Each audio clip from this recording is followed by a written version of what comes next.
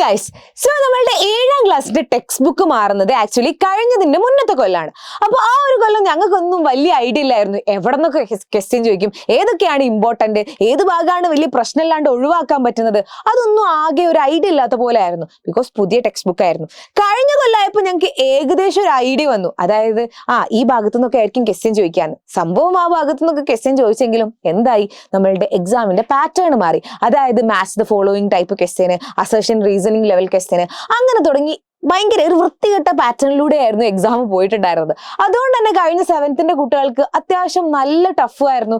Mark അധികം score ചെയ്യാൻ പറ്റാത്ത രീതിയിലാണ് എന്തുണ്ടായിരുന്നത്, എക്സാം ഉണ്ടായിട്ടുണ്ടായിരുന്നത്.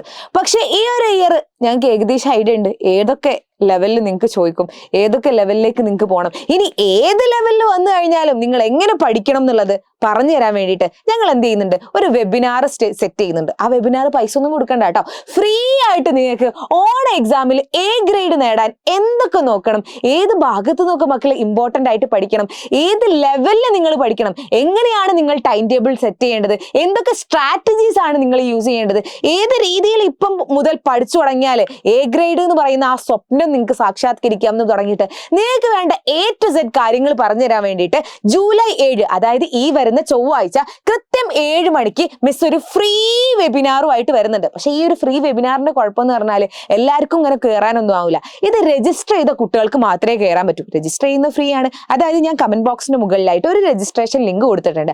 അതിലൊന്ന് ക്ലിക്ക് ചെയ്യുക, എന്നിട്ട് മക്കൾ എന്ത് ചെയ്യുക, നിങ്ങളുടെ പേരും ഫോൺ നമ്പറും ഒന്ന് നിങ്ങൾ അതിൽ ടൈപ്പ് ചെയ്യുക. അപ്പൊ നിങ്ങൾക്ക് ആവശ്യമുള്ള കുട്ടികൾ മാത്രം കണ്ടാൽ മതി എന്നുള്ള ആ ഒരു ആഗ്രഹത്തോട് കൂടിയിട്ടാണ് ഈ ഒരു സംഭവം ചെയ്തിട്ടുള്ളത്.